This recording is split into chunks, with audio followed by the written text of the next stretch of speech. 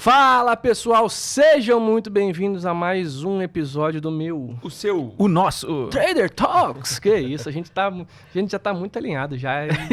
Cada episódio a gente melhora. Hoje, olha, o papo aqui em off tava maravilhoso. Uma pena que, pô... Você já percebeu que a gente passou dos 30 episódios já? Achei que tava falando da idade, eu já ia falar, já passei. Isso aí já foi muito tempo. Não, passei tem tempo, pô. Estamos aqui hoje com um convidado especial demais, vindo direto dos Estados Unidos. Que é isso, a gente tá muito chique. Pai do céu. Um lugar que você adora, Lucão. Ah, pô, ele tá morando em Miami, lugar maravilhoso. Tá caro, mas é legal pra caramba, perto do melhor lugar do mundo, que se chama Orlando. E... estamos com ele. Posso apresentar? Posso acabar com ele? Não, um cara que assim, eu não sei como que ele não me odeia do tanto que eu encho o saco dele no inbox dele. Tanto que tu responde a caixinha de pergunta dele, né? Putz, tá maluco. Fábio Fares, tudo bem? Tudo bom, Lucas, Otto, Lucas, tudo ótimo. Eu que agradeço o convite. Como eu estava falando em off, é uma honra estar aqui e voltar para um prédio onde eu fui muito feliz, fiz muita coisa legal aqui e sinto saudades. Uma casa que me acolheu muito bem. Olha aí. Olha só, hein? E, Fábio, antes de chegar nesse, né, já que você já falou, né, se você puder contar pra galera um pouco assim da tua história no mercado, como o mercado financeiro entrou na sua vida? Ou como você entrou no mercado financeiro. Né? Eu diria que o mercado financeiro entrou na minha vida que em 97 eu entrei na PUC para fazer administração e eu tinha namorado um tempo a filha de um diretor de marketing do Citibank. E eu entrei para fazer administração porque ele falou para a gente, não vai fazer publicidade direto, faz administração, que você vai ter uma visão mais ampla e depois você se especializa em marketing. Eu queria ser publicitário. Eu entrei na PUC em 97 e, puta, não bateu. Eu não achei a faculdade aquilo que eu estava buscando. Eu virei e fiquei enchendo o saco do meu pai e falei, eu quero fazer faculdade de fora porque eu sou neto de americano, minha avó é americana. Uhum. Eu quero fazer faculdade de fora, Ele falou, vai e tenta ganhar aí uma bolsa, alguma coisa, porque não vou conseguir te bancar. Uhum. Então, no final de 97, eu fui para Miami, na Universidade de Miami, fazer um curso de inglês que você é obrigado a fazer para poder fazer o TOEFL, que é a proficiência em inglês, e já dentro da Universidade de Miami. Então, eu fazia o curso de inglês de manhã e assistia algumas aulas como ouvinte da faculdade à tarde. E naquela época, Miami tinha um curso de agente esportivo. E era a época do Jerry Maguire, o filme do Tom Cruise foi de 96. Eu comecei, agente esportivo vai ser um negócio legal, eu gosto de esporte. E eu morava na universidade, e no dormitório que eu morava, eu dividia apartamento com 2 suíços que eram do UBS e estavam lá fazendo inglês, que eles eram do M&A, do IB, do UBS. Eu comecei a conviver com os caras de mercado e ver que era uma vida diferente. E comecei a me interessar por isso. E eles contando as histórias e tudo mais, não deu certo minha vida em Miami, que eu não consegui bolsa. Tive que voltei um pouco antes da Copa de 98. A PUC era uma faculdade de vestibular anual, então no segundo semestre eu só conseguia fazer poucas aulas. E eu peguei e fui fazer um curso de mercado financeiro para conhecer um pouco o mercado financeiro. Eu fiz o famoso Profins, que era um curso muito top de mercado financeiro com umas lendas, o Walter Sestari, que é uma lenda na bolsa, dava aula no curso, vários outros caras de mercado famosos davam aula no curso. E eu comecei a gostar cada vez mais disso, só que, precisava arrumar um emprego. E o pai de um amigo, de uma amiga, na verdade, era dono de uma corretora. Eu cheguei para ele numa conversa e falei, você tem um emprego para mim? Porque eu estou fazendo 2 aulas na faculdade e o Profins já acabou. Então, assim, eu quero trabalhar. Tô ocioso, né? Ele falou, cara, não temos vaga lá, a corretora chamava Ipanema, ficava no centro da cidade, mas vai lá conversar, vai ver alguma coisa. E eu fui para lá em setembro de 98. Cheguei lá, os caras falaram, se você quiser passar o dia aqui, a gente está precisando, sem brincadeira, de um boy, porque a gente precisa de ajuda para fazer algumas coisas, e daí você fica na mesa vendo tudo mais.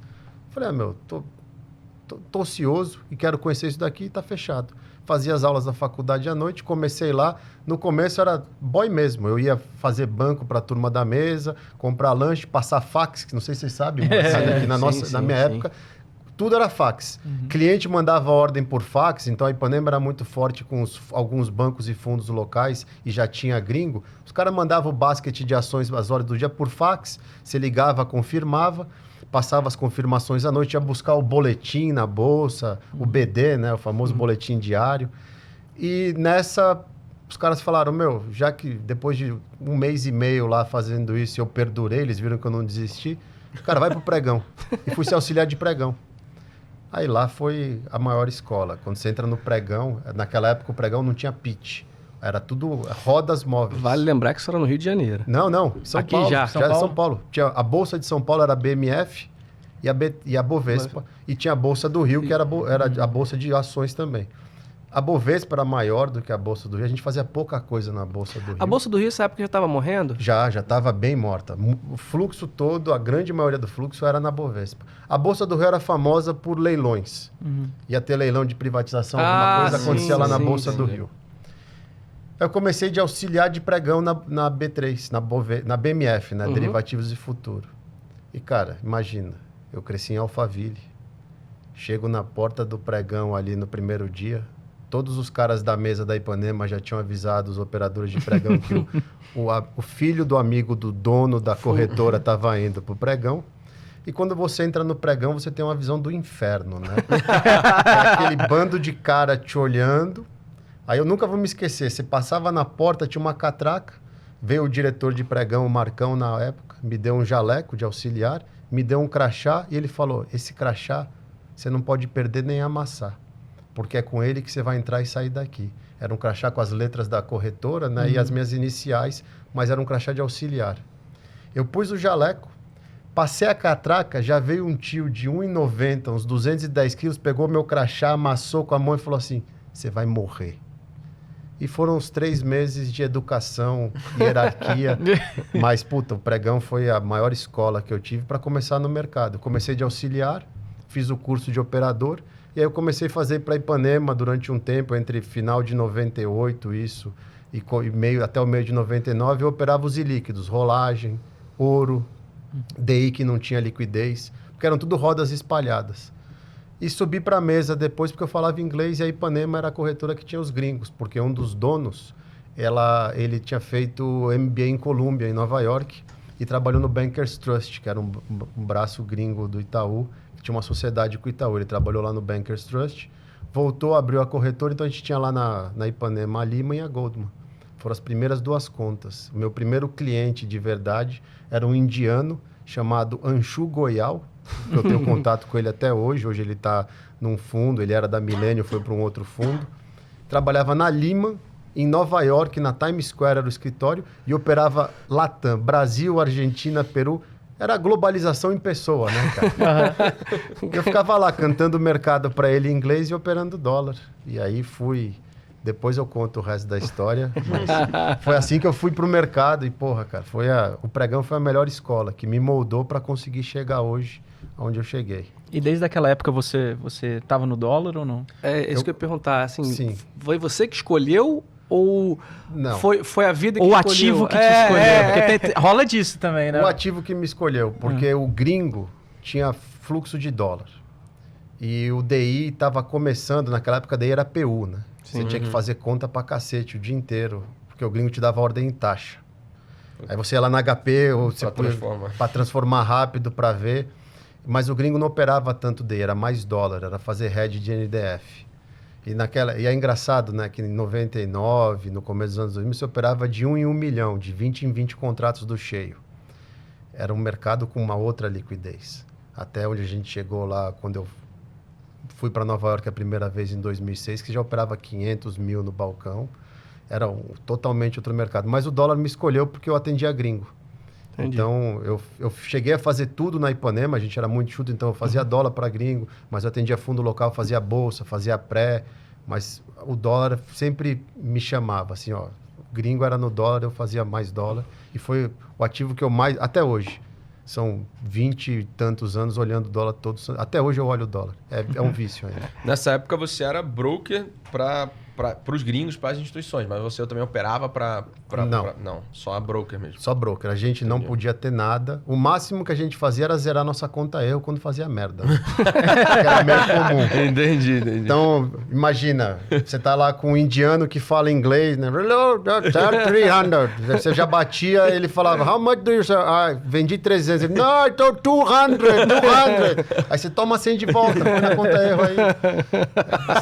Era só isso. Era o máximo máximo que a gente operava, era zerar a cagada. E o telefone deve ser bom, a linha deve ser... Essas histórias são maravilhosas. Não, vocês querem uma boa? Vamos lá, claro. É o que a gente mais gosta. Tinha um cliente francês de um fundo do Morgan Stanley chamado Kona. O francês, ele tinha... Na época, a Bloomberg não tinha cotação ainda. Então, o cara tinha assinado o broadcast, e o broadcast tinha um Times and Trades, porco, só que era pregão viva voz. E o que ele fazia? Ele te dava a ordem, ele ficava olhando lá. Piscou o negócio no preço dele, ele falava, tá executado, tchau, e desligava. Mas, bonitão, tem 300 caras naquela roda. Então, às vezes você falava, você não levou ele? Tá na minha tela, eu levei. Não, meu amigo, tô no pregão. Cara, era um inferno isso. Você ficava toda hora tinha que ligar para ele, tio, você não levou. Você tá me roubando. Não tô te roubando, cara, mas você tá olhando um negócio que é um tio de azul que tá no meio do pregão falando o que tá saindo, o que não tá saindo. Não foi com o meu operador que fecharam a boleta. Saiu 5 lotes, outro... Não quero saber, eu levei a boleta. Você falava, puta merda. E sempre, você vai conhecer o cara, era um anãozinho que mal alcançava os pés no chão e no telefone parecia um gigante. Que bravo. Cara, parece meio como é hoje nas redes sociais, né? Os machão de rede social. Exato. Cara, essas histórias de gancho, de coisas, eram muito maravilhosas, porque quem tava me contando que era... Alguém tava me contando outro dia que era assim, Cara, o cara, eu não lembro quem era, mas alguém até conhecido de rede social, acho que... Eu já lembrei o nome, mas eu não vou citar. Ligava, falava assim, passava a ordem, o último a passar a ordem, ele tomava um gancho, ficava um tempo de gancho lá. Então assim, pô, cara, passa aí, ligava pra todo mundo, ó, passa a ordem aí, X, e, pô, se você fosse o último a passar a ordem, fosse o pior preço... Tinha as histórias do Bom Dia também, né? Eu lembro quem contou também desse. Bom Dia. Que dava bom dia na caixinha 7h30. 7h30 da manhã. Quem não respondesse bom dia ficava na geladeira. Atender gringo era duro, cara, porque quando chegava no inverno, que tinha 3 horas a menos em Nova York, 90% dos gringos eram de Nova York, o brasileiro, gringo, sentado na mesa de Nova York, mais brasileiro, não chegava na abertura do mercado, né? Sim. Chegava sempre 5 minutos depois e a gente começava a ligar para os caras na caixinha meia hora antes de abrir o mercado para já... Também tem aquela coisa, você tem que ligar cedo para garantir que você vai estar na melhor posição da caixinha do cara. Aquela que ele vai apertar o botão o tempo inteiro. Só uma coisa, é importante explicar para o pessoal o que é caixinha, que eu acho que muita gente não conhece, né? Imagina que você tem um telefone que vai ter vários speakers e você tem uma linha direta com o cliente. Na maioria das vezes, a gente tinha uma LP, que é uma linha direta mesmo, porque nem telefone sem fio, que já tá na mesa do cara, você aperta o botão, já tá ali. Alguns gringos você tinha que discar e ligar e você deixava ele no seu speaker. Por quê? Você vai ficar durante o mercado das 9 às 18 com o cara acessível ali o tempo inteiro. Tinha um cara do JP Morgan, que puta, é um baita de um operador, é um cara que depois eu falo com vocês tentem trazer ele para cá, que o cara tem história pra caramba, e é um monstro, igual o Alfredo, o Sérgio que veio. O cara mandava no mercado aqui. Ele já está aqui no Brasil de volta, ele tem um fundo hoje em dia, um fundo quant. O cara é um gênio. O apelido dele na caixinha era Maratona, porque ele sempre que ele entrava na caixinha, ele tava... parecia que tava correndo uma maratona, tá ligado? Só que o chefe dele era um americano, Caxias, que chegava muito cedo. E o Maratona tinha tipo 30 brokers ligando para ele. E ele ficava com meia dúzia ligado. E a gente começava a ligar cedo, e às vezes o chefe dele estava estudando alguma coisa, só tinha ele para atender o telefone. Meu, tinha um dia que ele atendeu o telefone, eu te mando pra puta que pariu. Toma seu cu, para de ligar, o Fernando, você vai chegar lá. Você fala, tá, fica tranquilo, a hora que o Maratona chegar, eu ligo de novo. E naquela época não tinha Zap, não tinha nada disso. Hoje em dia eu acho que seria muito mais fácil. Vocês ficavam na tentativa e erro lá, chama na caixinha. Eu tomava lote de esporro, mas faz parte. Eu acho que a grande vantagem da nossa época no mercado é que era o trabalho. Tomar esporro, ficar de gancho, aguentar brincadeira, bullying, é parte do trabalho. E a gente sempre falou, tudo isso molda o caráter, entendeu? Quem tem estômago, aguenta, entende e separa o profissional do pessoal, porque nunca é pessoal. Cara, vocês não sabem, você está ali num momento, por exemplo, vai sair um número nos Estados Unidos. Tem uma história boa, né? Vai sair um número, ia sair leilão do BC de swap. O BC ia fazer um swap. O cara entrava na sua linha e falava assim, como está o mercado? 23, 24. Não pode piscar 23. Sai comprando. Não pode piscar, porque se piscasse 23 ia ativar alguma operação que o cara tinha lá e ele não queria. Você saía, ele ia para o operador de pregão, mercado 3, 4, raspa, paga 4, toma 5. paga 5. E nego vendendo tudo, paga. Quanto eu levei? Levou já 2 mil, tio, vamos embora. E continua. Então você tem todo um negócio. E o cara tá estressado. Aí pisca 3. E você tá pagando 5, porque é o pregão. Sim. Ali não tem muito controle. O cara te janta de um jeito que ele vem pelo telefone, te mata, só até que você tem que falar, cara, eu tô pagando 5, você tá escutando, quer escutar a gravação, aí vai ver vídeo, vai... Então você tem que entender o ambiente, que você tá em um ambiente de pressão. Entendeu? E tinha essa coisa, né, de voltar ao vídeo, Não, 2006, quando eu tava na Link, foi uma época que me marcou. Eu já estava morando em Nova York pela Link, a gente estava com uma mesa de NDF lá na BGC, antes da BGC estar no Brasil, a gente foi lá, fez uma mesa de NDF com eles. E eu vim em maio de 2006, eu vim para cá justamente para começar a ver uns negócios que a Bolsa já estava vendo a história do IPO, e eu era sócio na Link, a gente vai fazer algumas coisas, ia ter umas reuniões, e eu vim para o Brasil. E eu cheguei do aeroporto e fui direto para a corretora. Eu cheguei na corretora, fazia uns 3 meses que eu não vinha, tudo mais, não consegui nem cumprimentar ninguém. Eu sentei, os caras, senta aqui e começa a boletar. Liga pro auxiliar de pregão, vê o que a gente fez e começa a boletar. Porque estava voando boleta para tudo quanto é lado, que era um dia de volatilidade, e todo mundo corria lá para operar nesses momentos. Mas a gente ficou o dia inteiro sem saber se a gente estava com conta-erro, se a boleta do cliente... Era as coisas que a gente falava, o dia que eletronificar resolve, mas também tira a emoção. Mas você ficava o dia inteiro cego. E para você, como que foi essa transição, assim? Porque muita gente, a gente trouxe muita gente aqui da galera das antigas, trouxe a galera também mais nova, e muita gente comenta, igual a gente falou, né? O pessoal já assistiu esse episódio do Santucci, dele comentando do trading floor, que ele chegou lá fora em um trading floor em silêncio e ele ficou chocado, assim. Para você, teve alguma dificuldade? Você sentiu alguma diferença grande? Cara, como broker, senti... Porém, a gente sente um pouco menos porque a gente criava esse ambiente na mesa. Então, por quê? Broker, você está ali, você é mais passivo do que ativo. Você depende do cliente te dar ordem. Você não pode, principalmente aqui no Brasil, o NDF, que é o dólar lá fora, é outra história. Você tem que criar a boleta. Aqui no Brasil, porque tem a bolsa, tudo listado, você espera o cliente que vai confiar em você para fazer a melhor execução ou para ter o melhor color do mercado ou a melhor liquidez se ele precisar do seu balcão. Então, você é mais passivo. O pregão te ajudava a ficar sempre atento. Então, eu estou lá escutando meu operador de pregão, você está escutando todo o barulho, você está vendo, está tudo quieto, o mercado está calmo. Então, você podia ir ler alguma coisa, ir prestar atenção em outra coisa, você está sempre escutando o pregão. A ponto de, e vocês já devem ter escutado de gente, eu já sonhei com o pregão várias vezes, de estar voltando no carro em casa e o operador de pregão ainda falando na minha orelha, porque era aquilo o dia inteiro. Quando eu estava na Link, a gente tinha, eu e mais 3, com um operador de pregão, e a gente tinha mais de 40 clientes ligados. A gente fazia quase que uma média de 35% a 40% do mercado do dólar todo santo dia. A gente tinha uma disciplina, como a gente está aqui no podcast, imagina que tivesse os 4 um do lado do outro. De eu estar operando aqui para gringo, eu falar para o meu operador, o Rolhão, enfia 200 lotes, o cara do lado cancela. A gente já tinha um outro cara que ficava olhando para a gente para falar para o outro operador, passa direto de 200 no preço. Que a gente já estava, era tipo de sincronismo, de tanto que a gente fazia coisa assim. O pregão te ajudava a entender o estresse. A hora que o pregão cala, e até tinha muita aposta nesse dia de 2008, quando vão desligar o pregão, a gente tinha aquelas... Vai durar o quê? 1 dia, 3 dias? Porque queriam fazer side by side, né? Paralelo. Durou 15 minutos. A gente começou a desligar os operadores de pregão em 15 minutos. Aí vem o silêncio. Só que durante muito tempo, de 2008, eu fui para Nova York em 14. De 2008 até uns 2012, ainda tinha gente como o Zaguri, que trabalhava aqui no banco, que pedia para você cantar mercado o dia inteiro para ele. Então, tinha vários caras do meu lado que ficavam na mesa cantando a tela, porque o trader do banco ainda não tinha o hábito de olhar a tela, ele tinha o hábito de escutar o pregão, que foi o que o Santucci falou.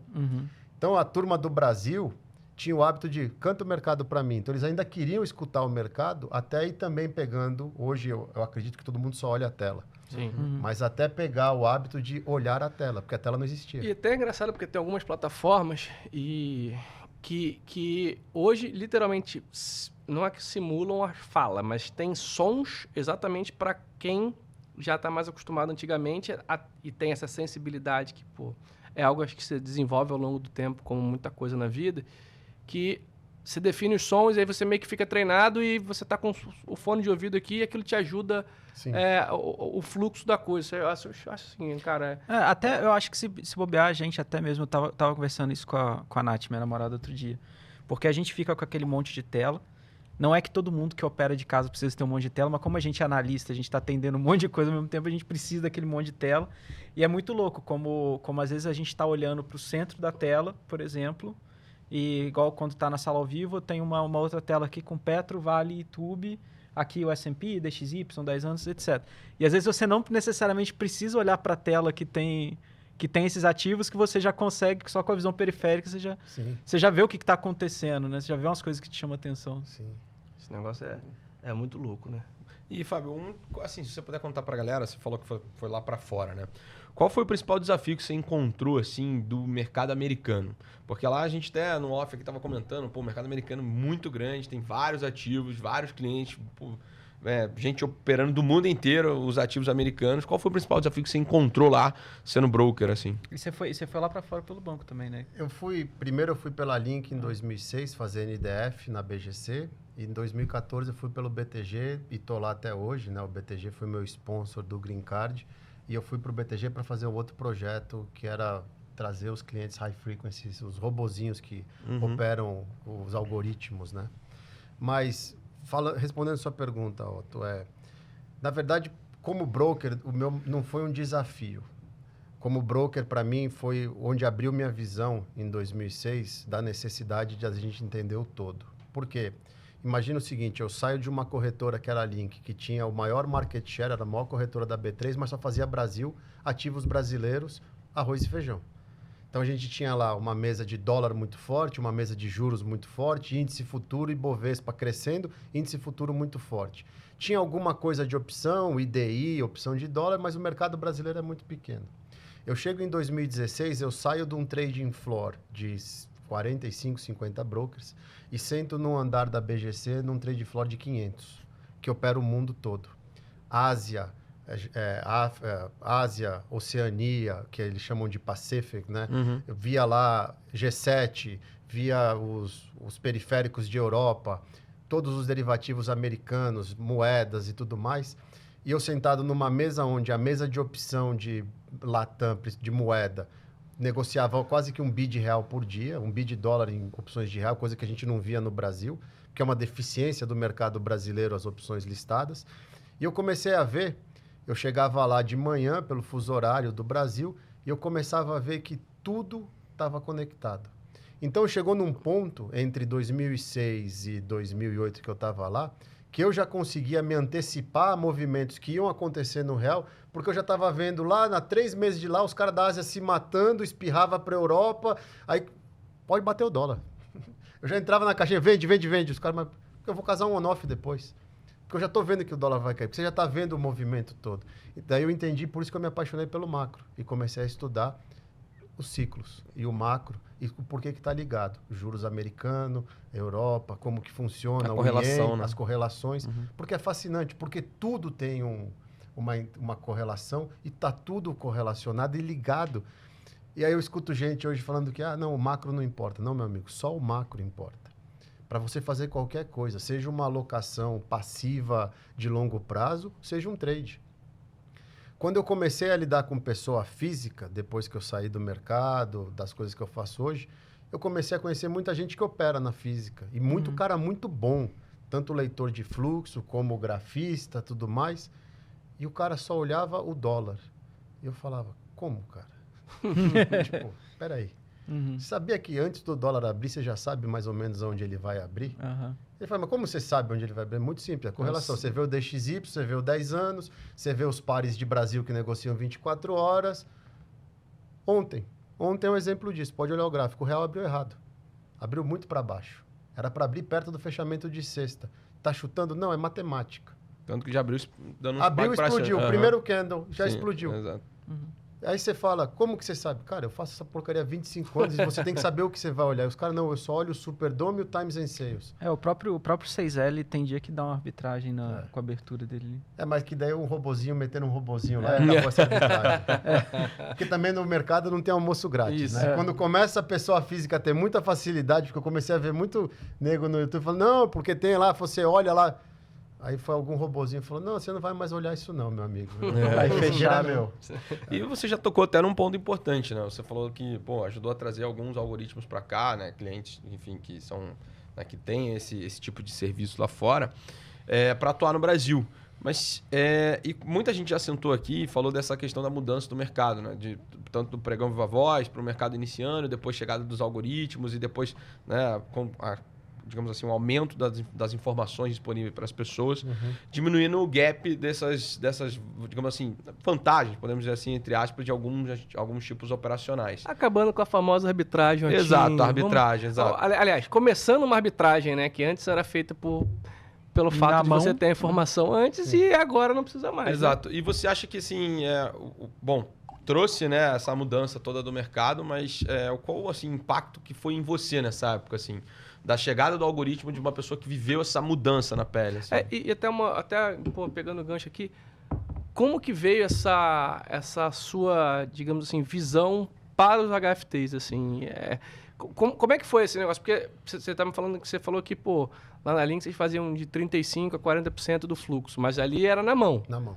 E aí, como é que veio essa... E você não era um cara de tecnologia, né? Você foi aprendendo, né? O que aconteceu foi o seguinte. A minha ida para Nova York, a primeira vez em 2006, a minha visão era assim, fez isso. E uma das coisas que me chamou muita atenção, e foi... Essa história é muito boa, porque o final é muito feliz. Eu lá, numa mesa, fazendo NDF de Brasil, o dia inteiro no telefone, gritando... E tinham 2 tios do meu lado, sem brincadeira, 2 tios, ficavam o dia inteiro lendo o New York Post, falando de beisebol. Cada um com um telefone com uma caixinha, uma tela, operando G7, moedas do G7. Tudo eletrônico. Tinham 80 clientes do mundo inteiro ligado lá, institucional, operando euro, ien, franco suíço, algumas moedas, krona, dólar canadense. Eu olhava aquilo... Os caras faziam um puta de um PNL e a única função deles era sair com os caras para jantar, levar no beisebol, não sei o que. Eu falava, não é possível. Quando eu volto, em 2008, o mercado se eletronifica e eu comecei a falar na Link que a gente precisava ter o DMA. E eu já tinha muita amizade com o pessoal da Bloomberg, eu falava, vamos pôr o Tradebook aqui. E a gente teve uma discussão lá na Link que era o seguinte, a gente vai perder o cliente porque ele pode ter o DMA de qualquer lugar. Eu falava, mas é o futuro. Se a gente não der o nosso DMA primeiro... Alguém vai dar e o cara vai gostar porque ele vai ter uma autonomia. Sim. Só que a gente tem o balcão.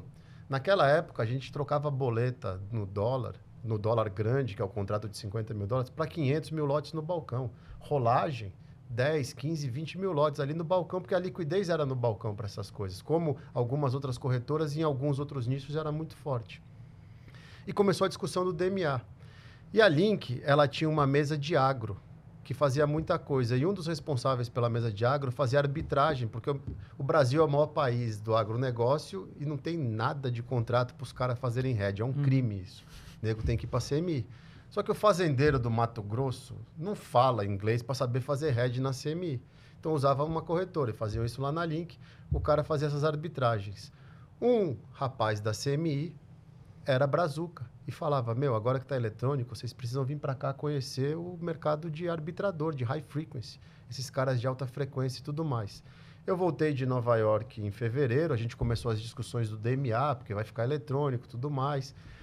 Em agosto, a CMI convidou a gente, por causa do cara da Link, que hoje foi o primeiro e hoje é dono da Ideal, da corretora Ideal, para ir lá fazer um roadshow para conhecer os robozinhos, para conhecer os maiores high frequency.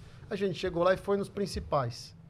Um dos caras de um desses escritórios de high frequency falou, eu vou testar. Só que naquela época, não era que nem hoje, que você tem um data center lá no Santana de Parnaíba, com tecnologia de ponta, você põe seu servidor. Era um cabo chamado Globex, que saía da Bolsa de Chicago e chegava aqui na Bolsa. Subaquático, inclusive a BTG é dona hoje em dia de uma empresa que faz isso. e a gente usou bastante quando eu trabalhava aqui para poder ligar os clientes, começou a operar. Quando a gente acabou de fazer o setup desse cara, se eu não me engano, foi em 2009 que eu saí da Link para cá. Isso foi em algum momento de 2009. No primeiro dia, ele só ia testar. Aí ele pegou e fez um day trade de 5 contratos. Só tinha o cheio naquela época, não existia o mini. Aí todo mundo, né? Tá vendo essas coisas? Eu era da caixinha de dólar ainda, de gringo. Tá vendo essas coisas? Não sei o que, a gente, No dia seguinte, ele faz 5% do mercado e ganha dinheiro, só day trade. Num cabo de latência. A gente assim, caraca, com atraso ainda. Como que é isso? O cara girou 5% do mercado no segundo dia dele e ganhou dinheiro. Terceiro dia, de novo. Quarto dia, de novo. Depois de uma semana, os chefes da corretora falaram, tira esse cara da boletagem, porque virou o papo da corretora. Todo mundo entrava na boletagem para ver o que o cara estava fazendo. Falou, vamos tirar o cara da boletagem, porque, o cara já estava fazendo 10% do mercado de dólar. Day trade e ganhando dinheiro. Caramba. No mínimo, pagava os custos. A gente falou, caraca, velho, isso é sensacional. E aí a Link investiu pesado e começou a trazer mais gente. Só que daí eu vim para a BTG. E quando eu vim para a BTG, eu vim para fazer um pouco das duas coisas. Trazer os gringos que eu atendia, porque é relacionamento, e começar a tocar essa parte aqui no banco. Só que quando eu cheguei aqui, a corretora do banco não era uma corretora para clientes externos, era a corretora do banco. Então, eu tinha que fazer toda a estruturação de sistema, piriri, para poder começar a trazer os clientes. Mas é fascinante. Eu lembro, em Chicago, nessas reuniões, estudei macro, entendeu? Sabia de política brasileira. Aí você sentava na reunião com os caras, os traders e os business managers. Aí você ia começar a falar do contrato. O cara assim, não. Eu quero saber o seguinte, latência, marketing, qual que é a profundidade do market data e como eu consigo o histórico disso.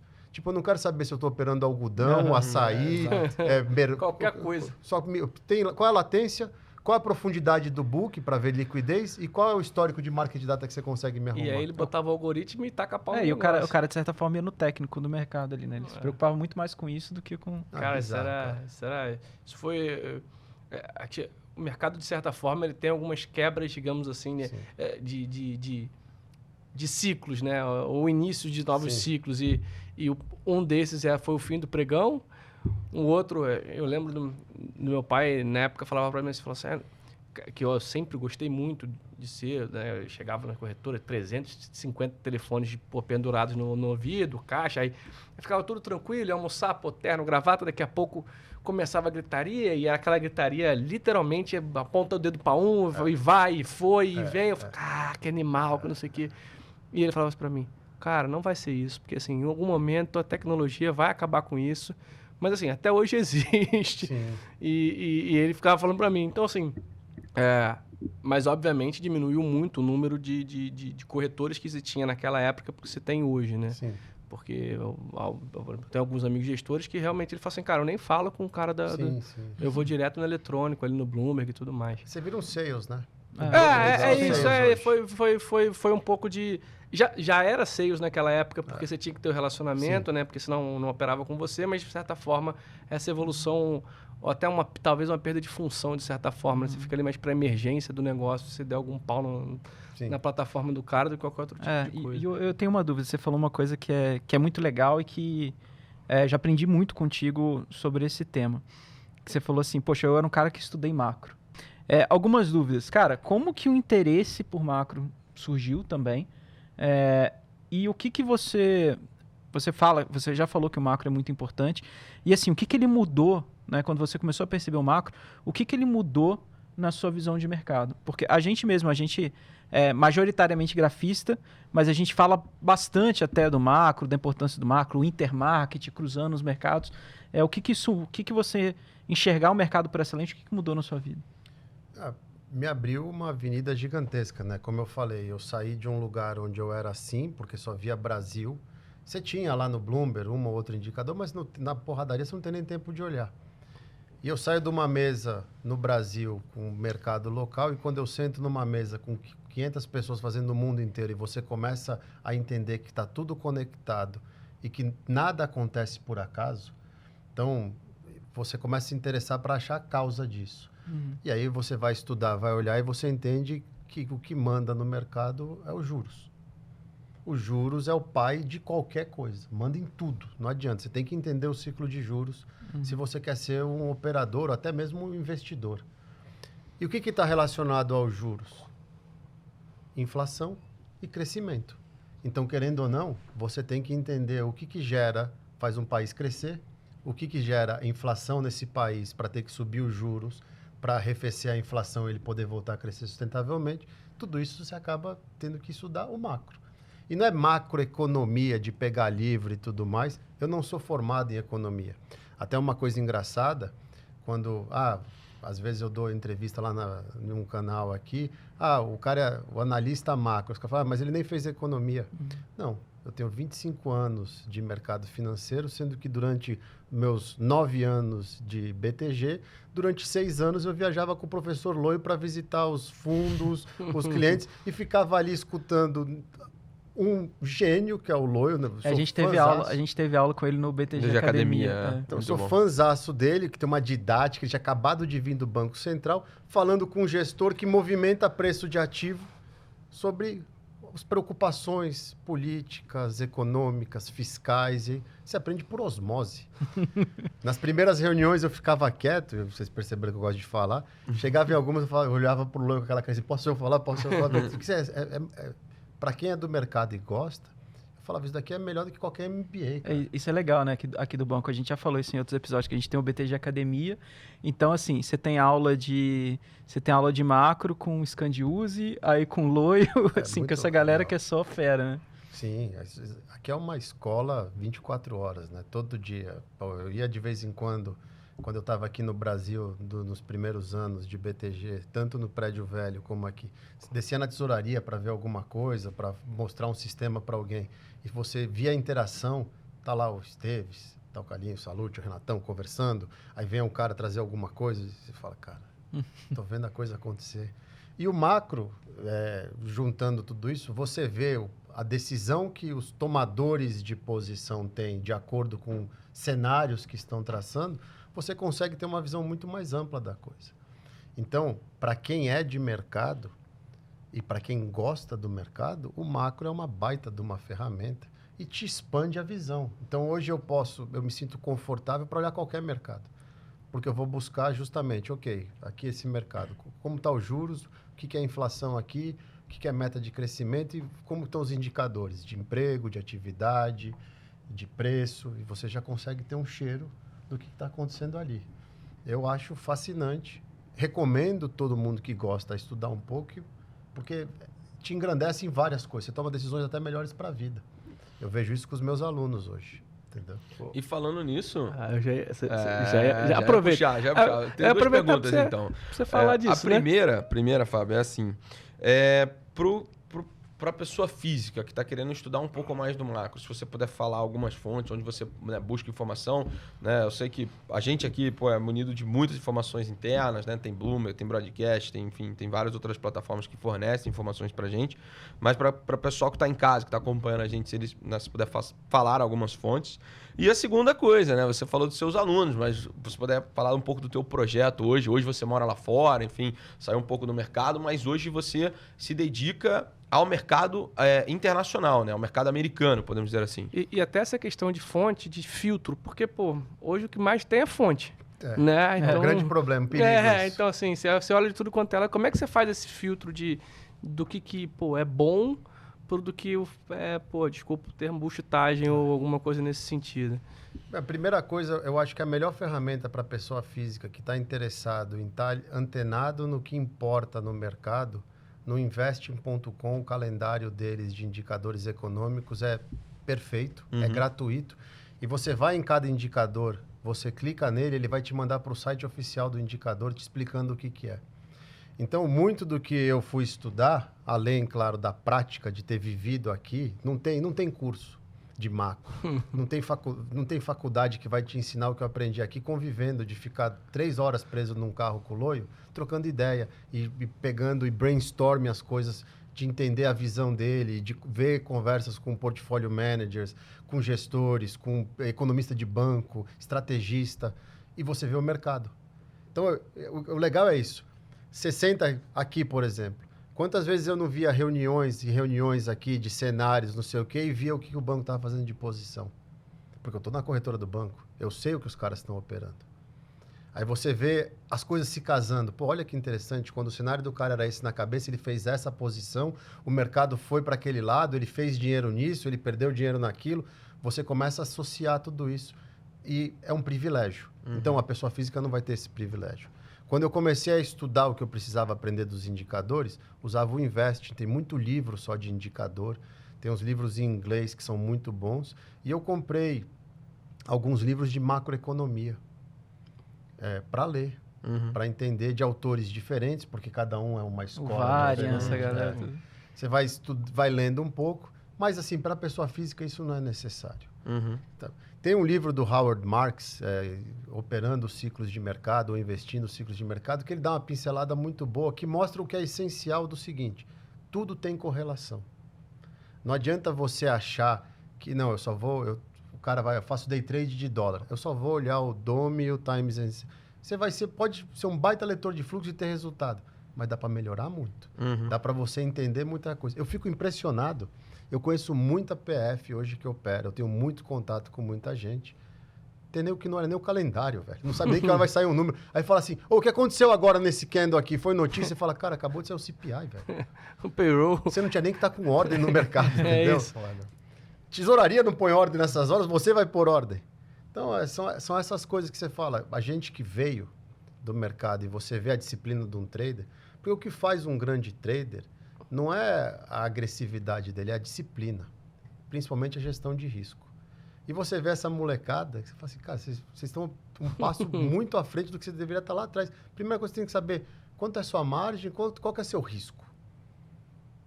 Entendeu? E a turma...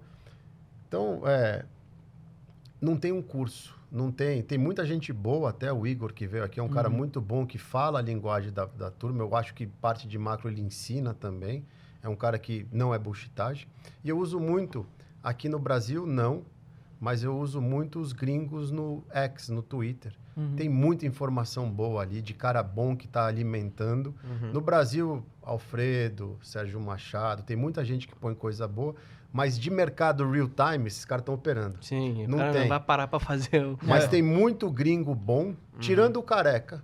Esse Careca, eu juro, esse cara não dá. Entendeu? Pô, desculpa, 3 anos o cara fala 4,50. Todas as variáveis do modelo mudou. E o resultado é o mesmo. O modelo é sensacional. Esse não dá para aguentar. Mas tem muita gente boa. Então eu uso muito o X porque é real time ali, né?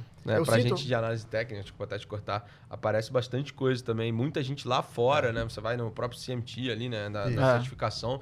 Você vai achar vários autores e depois você vai no Twitter e você vê várias ideias diferentes. E pra gente aqui acompanha, é munido também, né? A gente gosta de acompanhar também esse pessoal. É bem bacana, tem várias listas, enfim. No X é uma boa sugestão. Eu sinto falta do meu Bloomberg.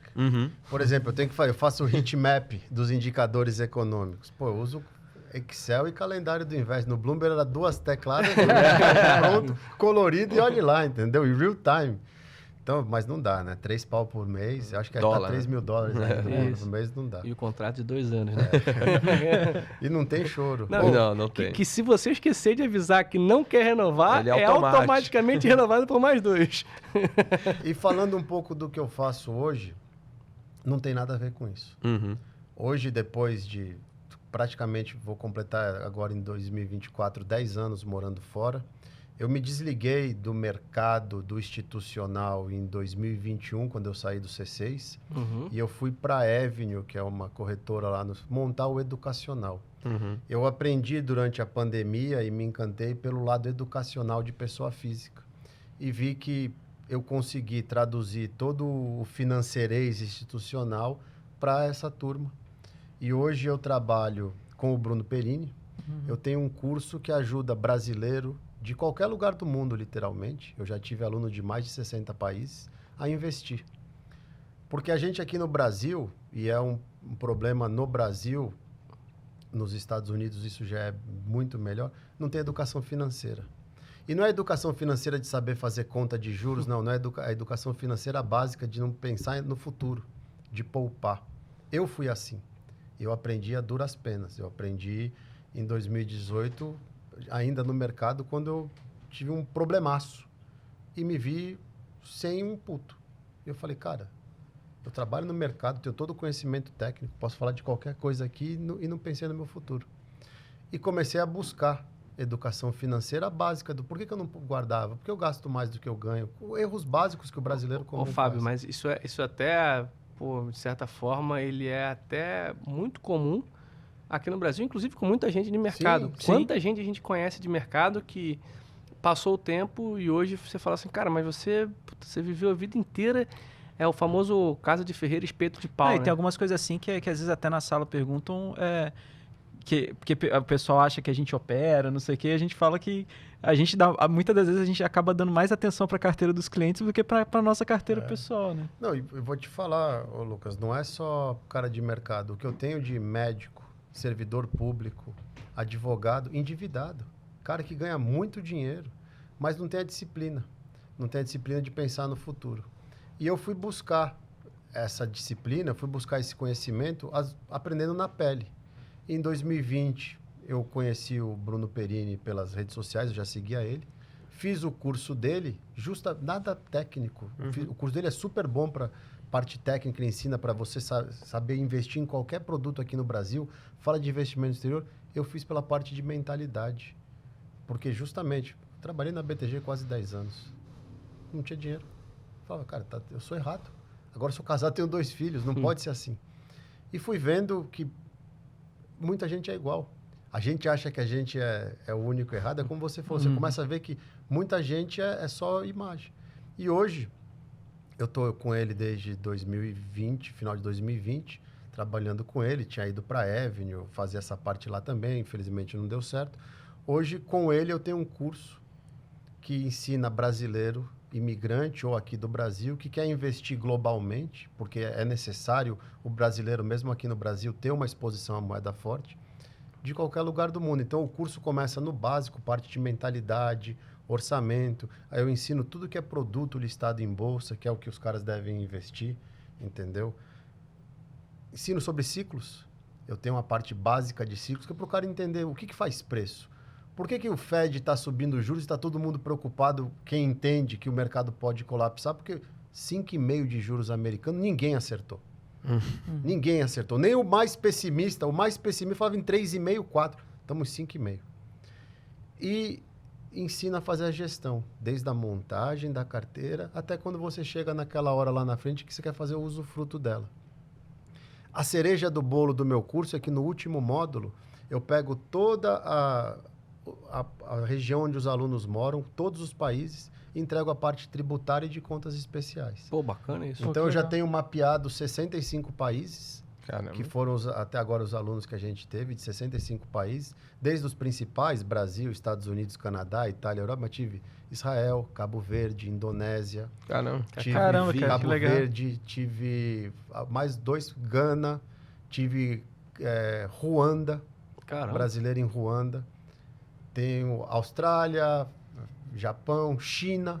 Cara, China, para a gente conseguir levantar a parte tributária da China, existem 9 perfis tributários na China, dependendo da onde você é e que tipo de empresa você trabalha e que função você desempenha, é um regime tributário diferente. Caramba. E consegui isso por quê? 25 anos de mercado. Como eu sempre treino de gringo, conheço gente em tudo quanto é lugar, passa a mão no telefone, liga para um, liga para outro. Não, fala com meu amigo, fala com fulano. Então, eu arrumei um monte de consultor que vai me ajudando. Alguns eu tenho que pagar, óbvio, ninguém trabalha de graça, para fazer todo esse levantamento. E a gente entrega no final para todos os alunos, de qualquer país. A primeira turma foram 43 países, essa última foram quase 50 países. No total, deram mais de 65 países diferentes. Tá aí, ó. Tá aí pra você, ó. É, isso que eu ia falar, ó. Aí. E vale lembrar que agora aqui no BTG também tem conta internacional. O pessoal até me corrigiu da última vez que eu falei conta internacional. Não, contas internacionais. Porque uma é de investimento e a outra é o famoso banking, né? Você, você pode pedir um cartão de débito, ou seja, ele online, ou seja, ele físico. Eu tenho físico, mas o físico não está comigo agora. Ele está com a minha patroa, porque a patroa foi para Miami e ficou com o meu cartão. Mas, então, você também tem essa possibilidade de investir lá fora aqui pela sua conta no BTG e, pô, se for para Disney também, ou for visitar lá o Fábio lá em Miami, você pode usar o cartão também. E aproveitando, Lucão... Não, mas calma aí, que eu desculpa. quero saber o seguinte, onde a gente acha esse curso? No meu Instagram, @FábioFares_, tem um link na minha bio. O carrinho tá aberto, abriu na segunda-feira. Olha aí, ó. Vai lá no meu Instagram, o curso é junto com o Bruno, leva o nome do curso dele, que o carro-chefe é o Viver de Renda. A gente criou o Viver de Renda no exterior. Uma coisa importante de se falar, e que é um problema não só do brasileiro aqui, como do imigrante brasileiro fora, é que o Brasil tem uma taxa Selic muito alta, que é o verdadeiro problema desse país, é uma taxa de juros muito alta, porque nada se desenvolve por causa disso e todo mundo vira rentista. E o brasileiro, estando aqui ou estando fora, não entende a necessidade. O que está fora, vamos deixar de lado, eu já explico, mas o que está aqui...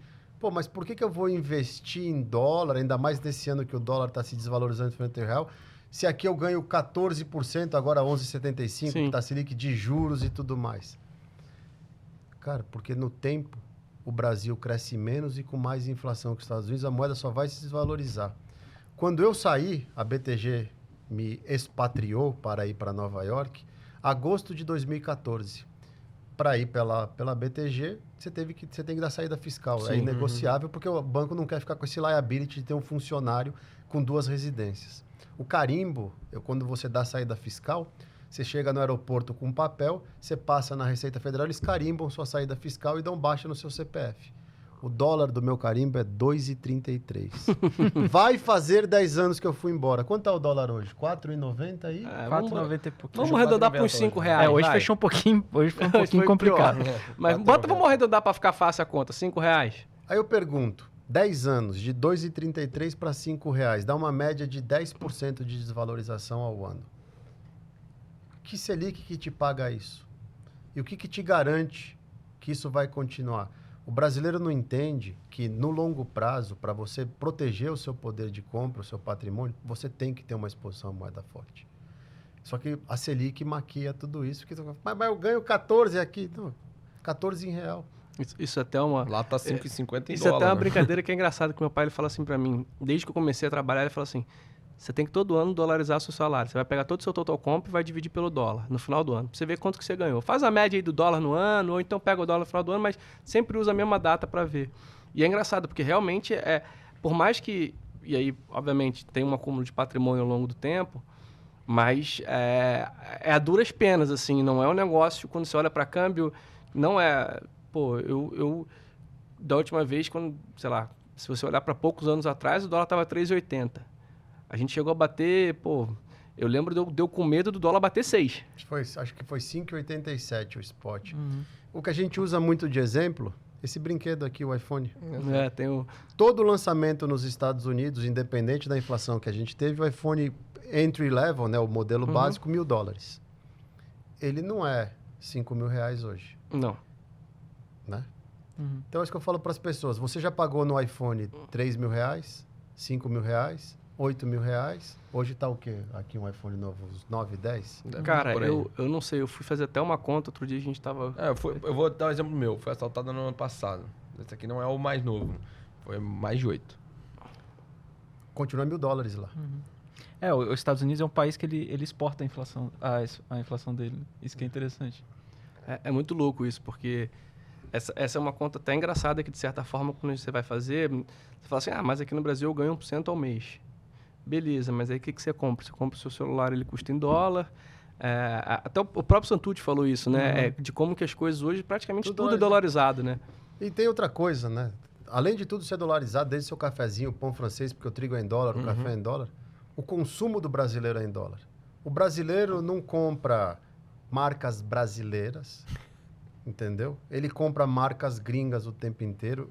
A gente brinca nas lives, né, para os alunos, é muito fácil você falar assim, tá todo mundo na live. Ou você está no seu iPhone, ou você está no seu Android, ou no computador, usando o Facebook, pela câmera da Sony. Eu não falei uma marca brasileira ainda. Então, vocês têm que entender a importância de você ter que ter alguma coisa em dólar. Que lá na frente é o que vai te garantir, na volta, o seu poder de compra. Porque aqui, infelizmente, a moeda tende, independente do país, do partido político, a nossa economia é jovem. Esse ano a gente comemora 30 anos de moeda. A Constituição brasileira é de 88. O dólar existe há... Tem a minha idade, praticamente, a Constituição. Eu sou de 89, né? Então, assim, você vê que é algo bem jovem, tá? Bem jovem. E uma dúvida, eu sei que uma classe de ativos que você gosta muito é ETF, né? Sim. E a gente estava até comentando antes como que o ETF, a análise técnica, usa muito os ETFs também para fazer intermarket análises, então você consegue capturar o sentimento também. E da onde... Por que você gosta de ETFs? Assim? Por que a sua carteira hoje ela é bastante baseada em ETF? Porque ETF para pessoa física que não é especialista em nada é a opção mais eficiente, mais prática e mais barata, que vai te dar uma exposição diversificada, uma exposição muito mais ampla, segura e com custo baixíssimo. Você pensar que hoje você consegue alocar patrimônio comprando as 500 maiores empresas dos Estados Unidos, que é o S&P, com uma ação pagando 0,03% ao ano de taxa de administração, não tem nem o que pensar. Você está comprando as 500 maiores empresas dos Estados Unidos, quiçá as 510 ou 20 maiores empresas do mundo, leve e traz, pagando 0,03% ao ano. A gente está falando que a cada 10 mil dólares você vai pagar de administração. Não te pesa nada, entendeu? E você tem diversificação imediata. Agora, vamos lá. Eu não tenho nada contra ações, só que você precisa estudar. Aí eu sou médico, sou advogado, sou funcionário público, sou juiz, alguma coisa. Eu não tenho tempo para ler balanço. Eu não tenho tempo para saber, e eu garanto que muitos que estão assistindo a gente, hoje é quinta-feira, 16, certo? Hoje é dia 16 ou 17? Isso. Hoje é terça-feira. Terça-feira, dia 16. Não sei quando o episódio vai, mas só para deixar claro. Hoje a Apple, pela primeira vez na história, fez desconto dos iPhones na China. Deu 500 dólares de desconto na China, ou 500 yuans, desculpa, de desconto na China, para tentar ganhar penetração. O papel caiu 2%. A pessoa física vai olhar, a Apple caiu 2%, o que está acontecendo? Nem sabe o que aconteceu. Não tem tempo. No ETF, a Apple está lá no ETF. O John Bogle, que é o pai dos ETFs, ele tem uma frase que é sensacional e foi uma das coisas que mais rápido me convenceu. Ele fala, eu não preciso achar agulha no palheiro, eu levo o palheiro para casa, se a agulha estiver lá, eu estou premiado. E você tem diversificação com pouca eficiência. Então, eu acho que o nosso mercado brasileiro vai evoluir muito quando a gente tiver um mercado de ETF mais forte, porque a gente é muito preso ao índice Bovespa. O índice Bovespa é um índice muito concentrado em bancos e commodities. E o mercado brasileiro, para crescer, precisa ter mais. Claro, a gente tem várias coisas de economia que precisa melhorar, mas o ETF ele democratiza o acesso. É muito mais fácil, é muito mais prático. Esse é um negócio até que está acontecendo de uma forma até legal aqui no Brasil, né? O número de ETFs aumentou muito nesses últimos anos. Eu lembro de, acho que era 19, 20, que a gente comentava muito. Eu falava assim, nossa, tem... Porque, obviamente, a gente, como analista, tem um número de... A gente é bom porque a gente não pode operar gigantesco. Então, assim, o ETF eu não estou exposto a nenhuma empresa, estou exposto a um setor ou a um índice. E eu tenho uma liberdade maior que, por exemplo, hoje eu não preciso, por exemplo, avisar ao meu compliance, eu não tenho tempo, né, o que eu tenho que ficar, a janela que eu tenho que ficar, o tempo de... Quando você compra uma ação, você tem um tempo que eu tenho que ficar por regras do banco.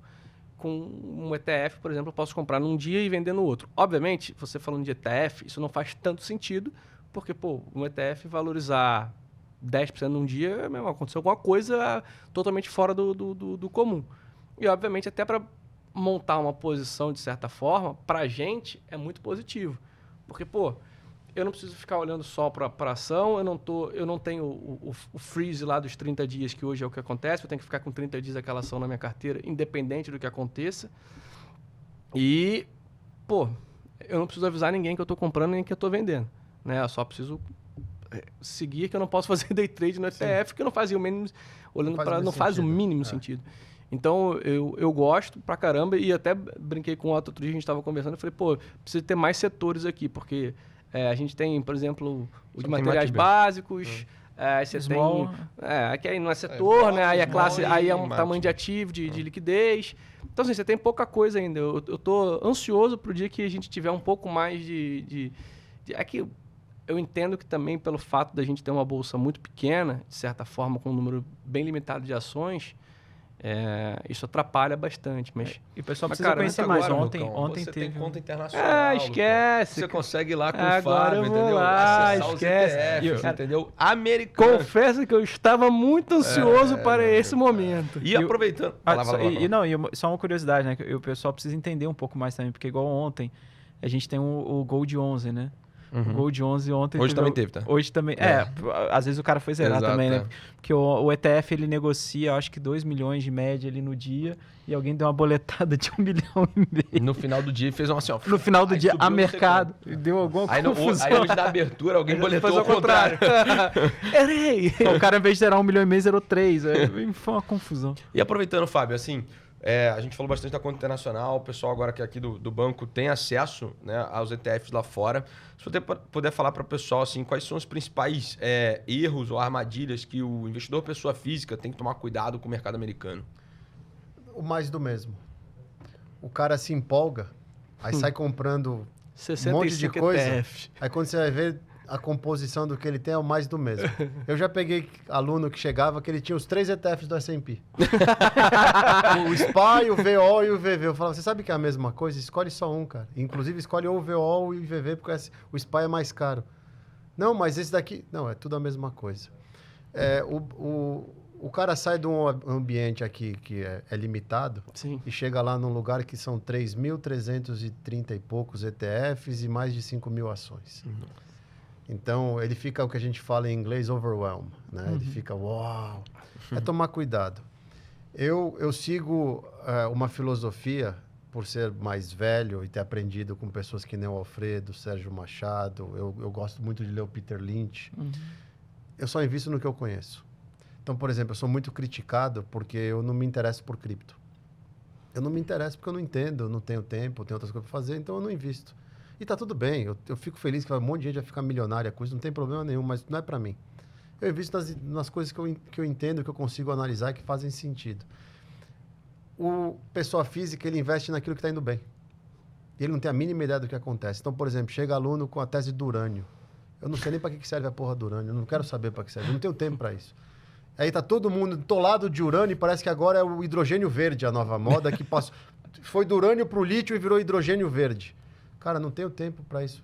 Quer saber uma coisa? Tem uma empresa chamada Walmart, que é de 1960 e que ela cresce todo ano. E ela é redondinha, dá receita e tudo mais.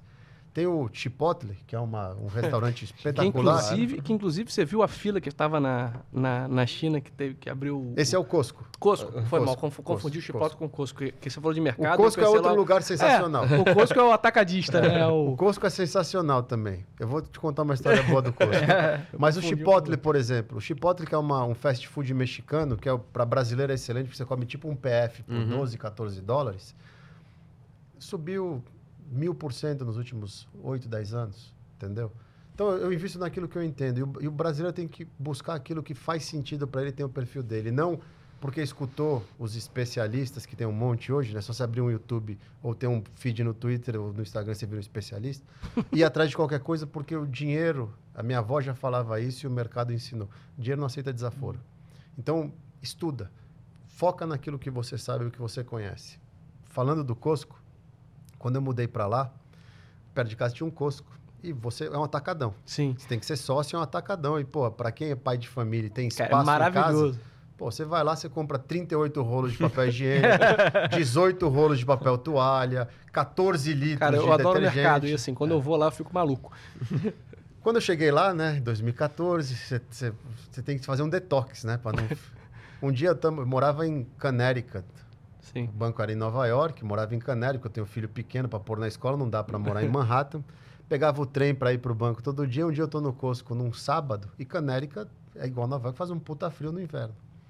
Eu ligo para minha mulher, tô no Costco, eu ligo para minha mulher, falei, amor, eu vou comprar um caiaque.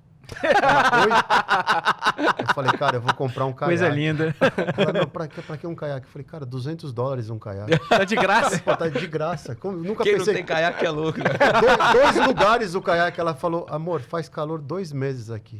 Pra que você vai comprar? Você vai fazer o quê, cara? Eu falei, pô, mas $200, $199,99. O Costco, se você não tem disciplina, velho, você entra pra comprar papel toalha e papel higiênico, você sai com o caiaque. Cara, aquilo é maravilhoso. Tipo assim, Eu adoro o mercado. Eu fico até brincando que eu vou pro Rio. Minha mãe falou assim, lá vai ele. Vai pro mercado? Eu falo, vou pro mercado. Eu vou pro mercado e aí eu tenho alguns mercados no Rio, inclusive um que é muito conhecido, que é o Guanabara, que eu nunca vi, se você já... Sim, se conhece. Ele tem umas promoções. Isso, você bota, por favor, aniversário Guanabara no YouTube, você vai ver algo que, assim, é coisa de... É quase como se fosse Black Friday. É um Black Exato, Friday, exato. Mas assim, é bem rústico, eu diria, para não falar outra coisa. E eu gosto de ir nos mercados para ver as coisas. E aí, cara, quando eu vou nos Estados Unidos, cara... Putz, Adoro. assim, o Walmart, ele é legal.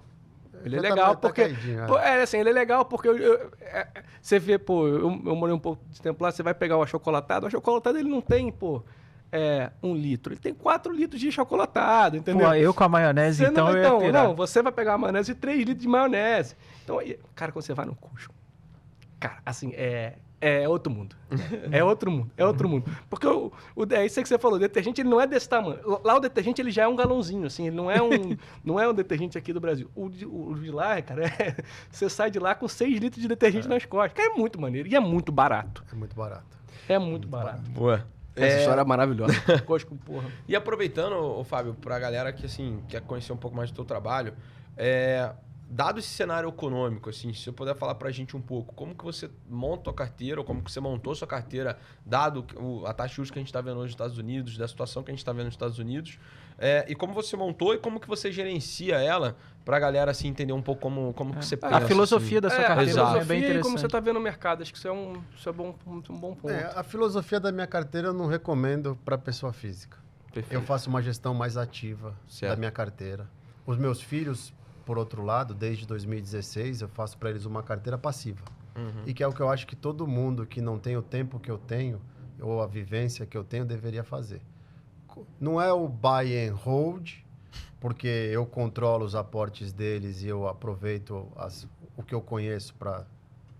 Não digo fazer market time, mas eu não entro na frente do trem.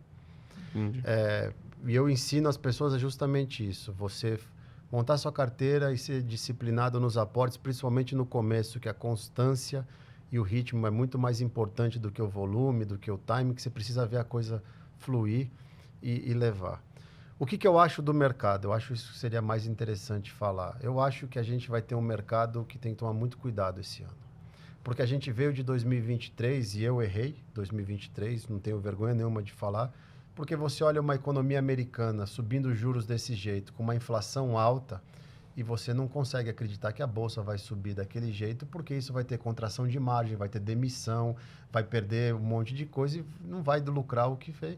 Só que, por outro lado, a gente tem ainda um excesso de dinheiro na economia e tem a tal da inteligência artificial, né? Que mudou os paradigmas de muita coisa. Você começa a ver empresas como Facebook, a Meta, Google, os caras eles se reinventaram, também porque tomaram porrada durante a pandemia por excessos de abuso, né? O dinheiro barato.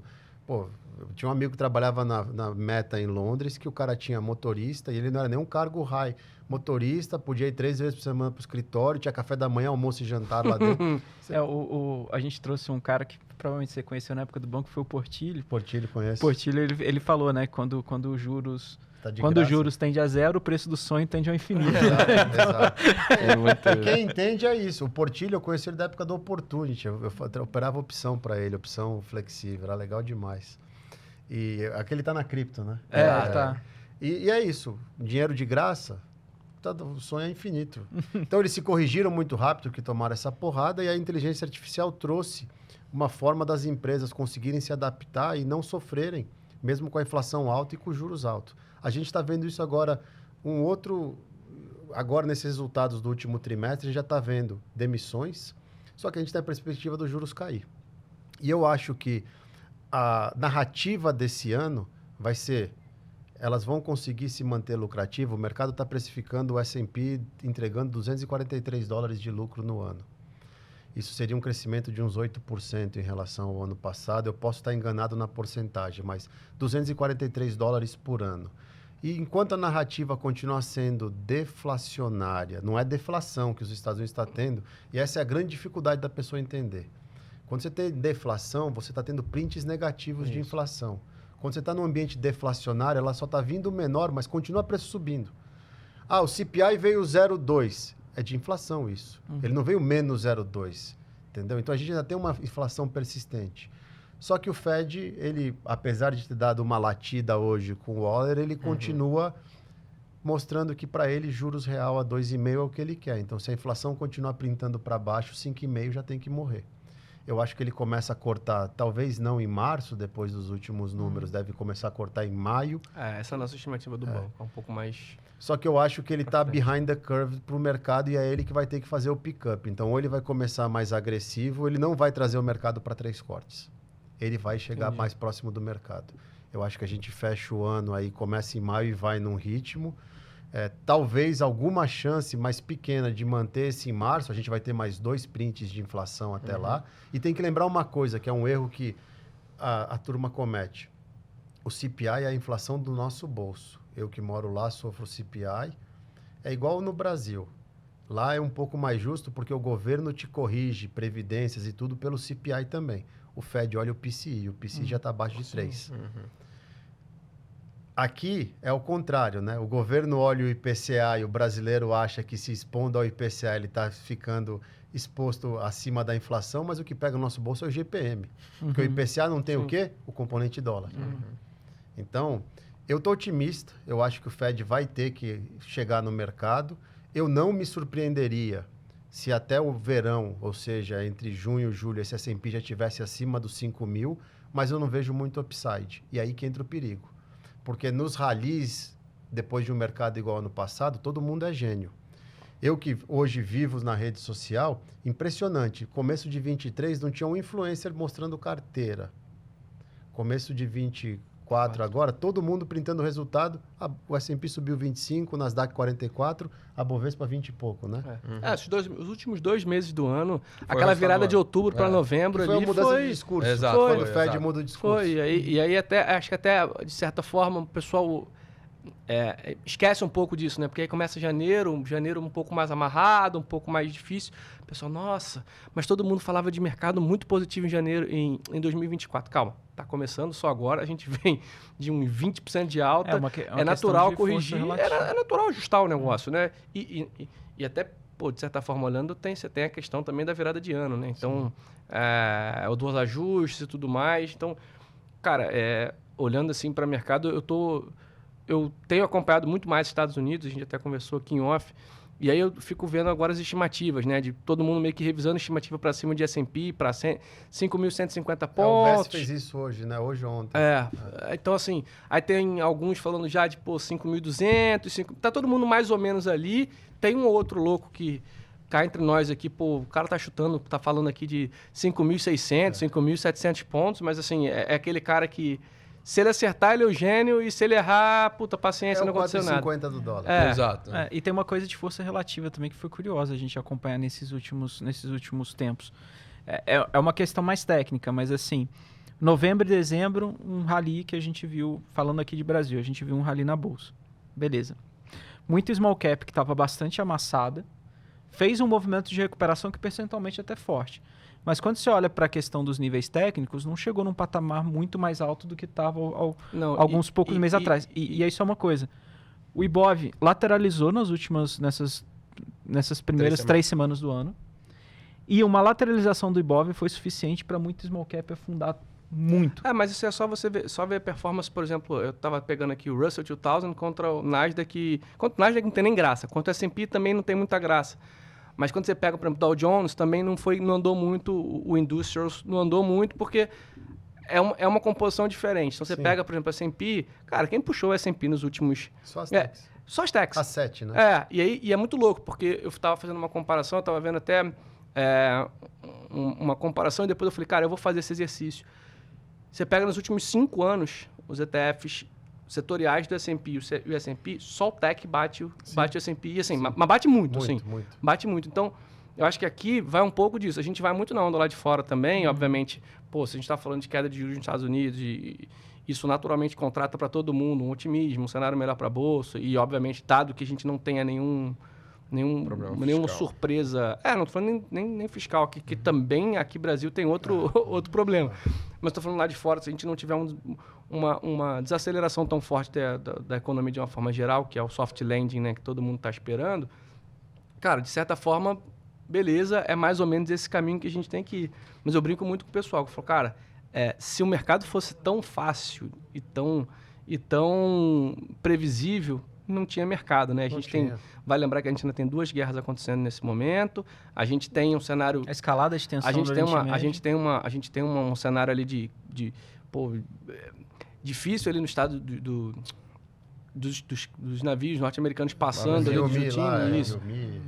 Então, assim, é um cenário ali, cara, e muita coisa. Brasil também, a gente tem um componente a mais, porque, a gente tá falando só dos Estados Unidos, tem ano de eleição. Então, esse que eu acho que é o grande ponto. O Trump, que a economia não vai desbicar. O Trump agora acabou de bater, né, recorde em Iowa lá. Então, assim, o negócio...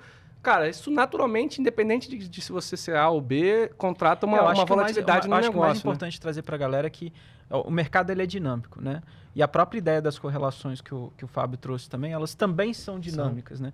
O Gessé falou muito no episódio dele, e acho que seria legal você comentar disso. É muito importante você frisar, né? Que as correlações são dinâmicas. As pessoas, quando estudam, vê lá, o ouro com não sei o quê. Não, então o ouro com não sei o quê. Aí você olha na tela, mas não tá acontecendo. E é igual o Gessé falou, a questão do tema. O Gessé, ele veio falar com a gente, ele falou que sempre é importante, ele sempre joga na mesa quais são os temas e qual que é o tema que tá ganhando, e que às vezes não é o tema que ele acredita.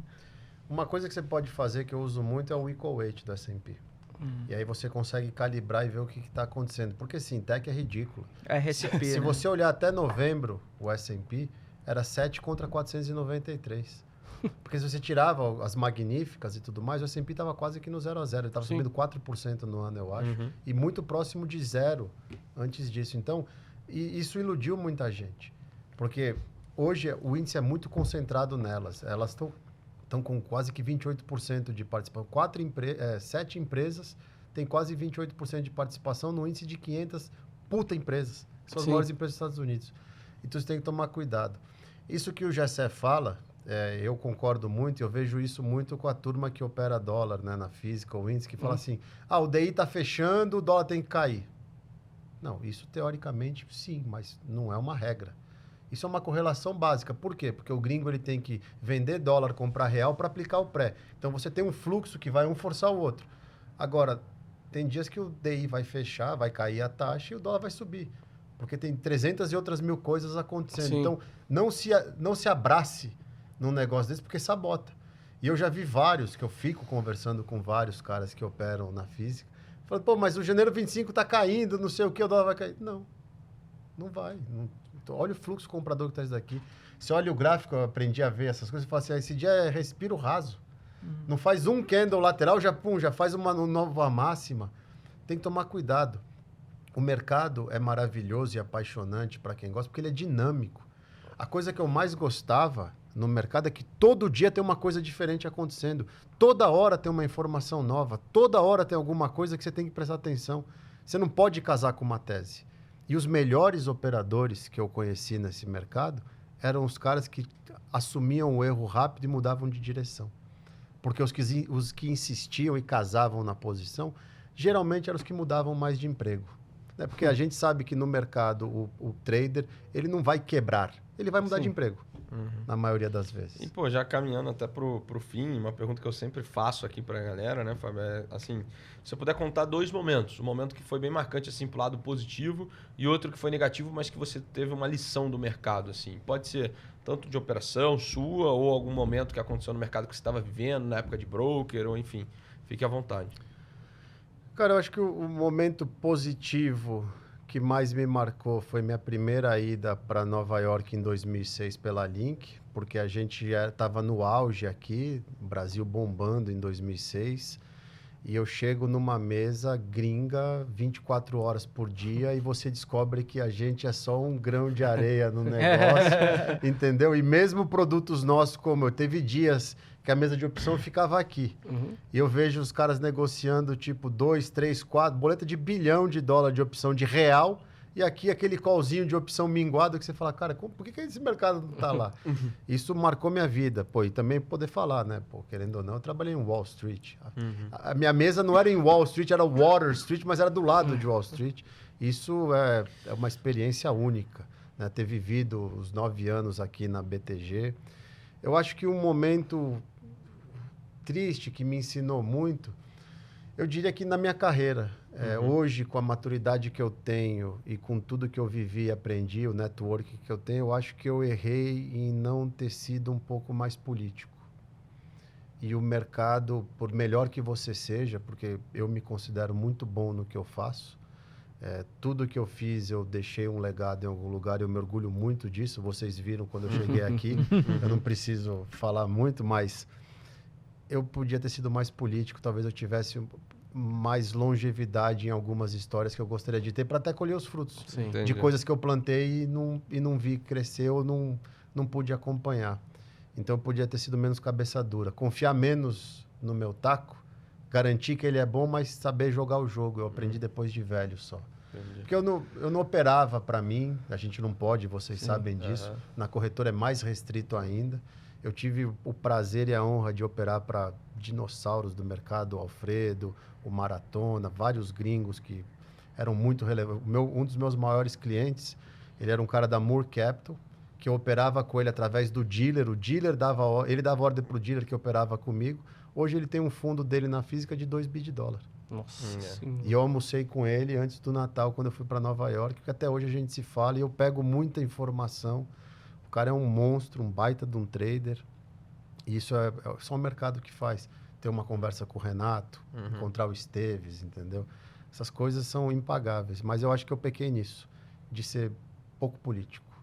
Certo. Porque frustração, essas coisas de mercado, de operação, de boleto, gancho, foi um monte. Então você já está acostumado. Esporro é normal, entendeu? Acontece. Já tem casca. Já. Costinha, então, seu momento, meu filho. Vamos lá, o pessoal sempre pergunta sobre indicações, né?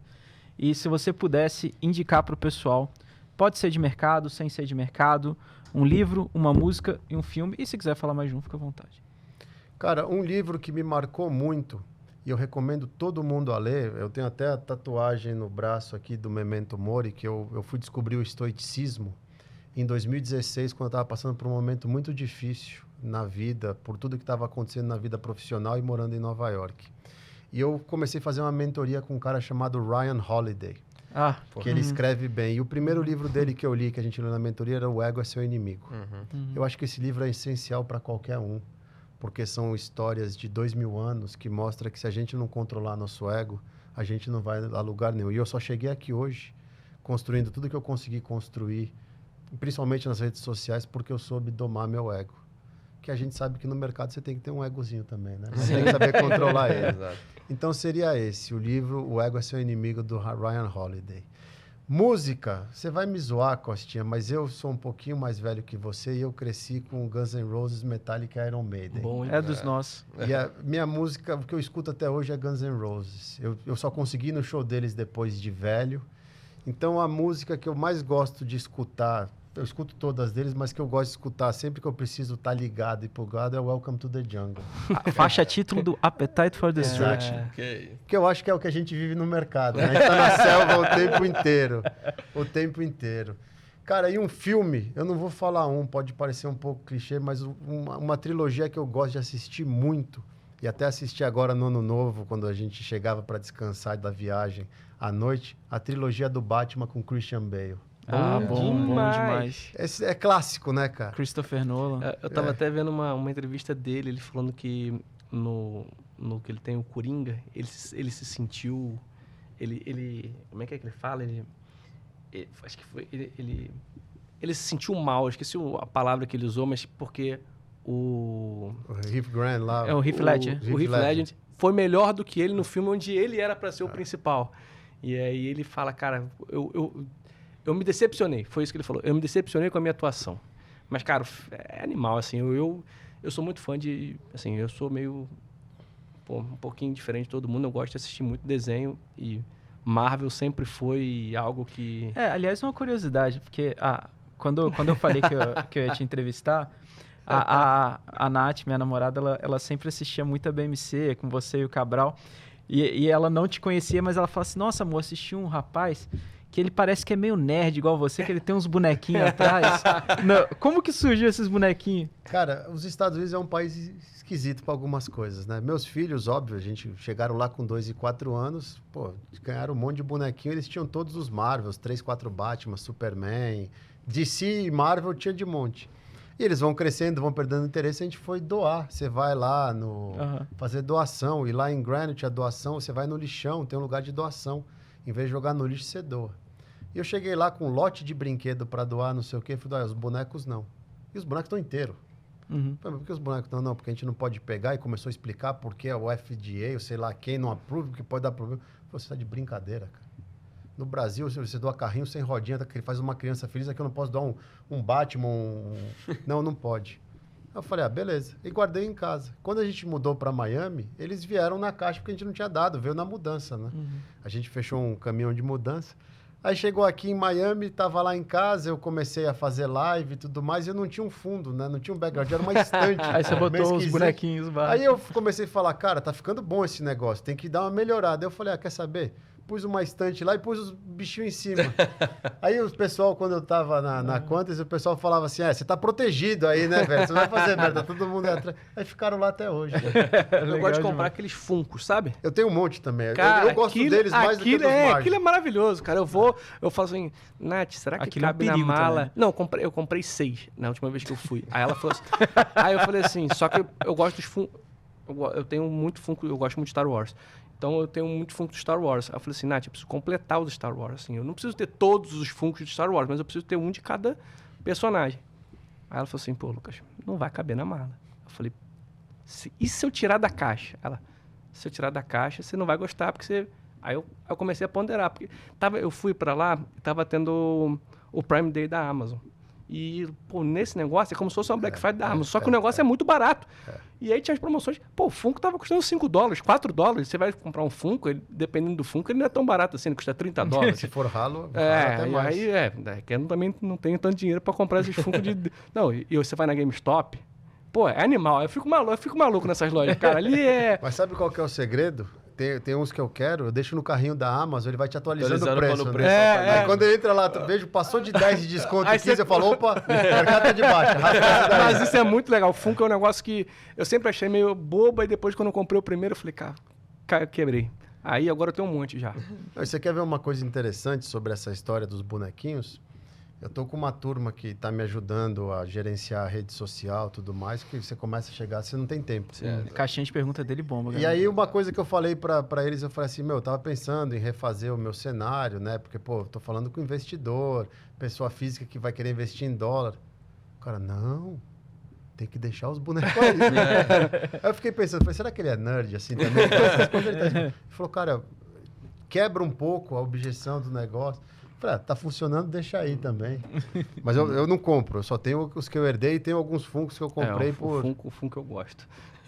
Se deixar, eu sou muito nerd, então eu tenho que tomar cuidado comigo. Vai lá, pode ser. Eu posso ir? Pode Primeiro, ir? posso agradecer? Pode agradecer. Eu só quero saber se você ia perguntar mais alguma coisa. Tá bom. Não. Fábio, primeiro, muito obrigado por aceitar o convite, por estar aqui com a gente. Chegou aqui e falou assim, eu falei, você... Aí ele falou, prazer, Fábio. Eu falei, eu sei quem você é. Eu também sei quem você é. Eu falei, eu assisto vocês. Vou ficar marrento agora, vai ficar chato. Mas, primeiro, mais uma vez, agradecer a tua história, é sensacional. Acho que muito do que você fala pra gente, não só de mercado, mas assim, também de carreira, de cabeça, pra gente é bom demais escutar, porque você é um cara que viveu isso aqui. Então... serve muito pro nosso dia a dia, a famosa... Só de banco você teve 9 anos, né? E a gente você tá com 5. Eu tô com 5 e... 4, 3, né? Então, assim, e realmente, assim, muita coisa que você falou até em off aqui, é muita realidade aqui nossa, seja no dia a dia, seja no mercado, e seja, acho que até muita coisa legal que você trouxe, posicionamento de ETF, que você vê para a economia, que você vê a forma, onde você acha informação, isso é ouro, parece bobeira, mas é muito importante para os caras que estão começando ou que querem acompanhar. E, depois eu quero saber também lá do curso, porque como eu estou começando a olhar US, eu provavelmente deixa eu terminar isso aqui que a gente já vai conversar sobre. Mas, cara, assim, só agradecimentos e, você vir de Miami por um tempo escasso e aceitar...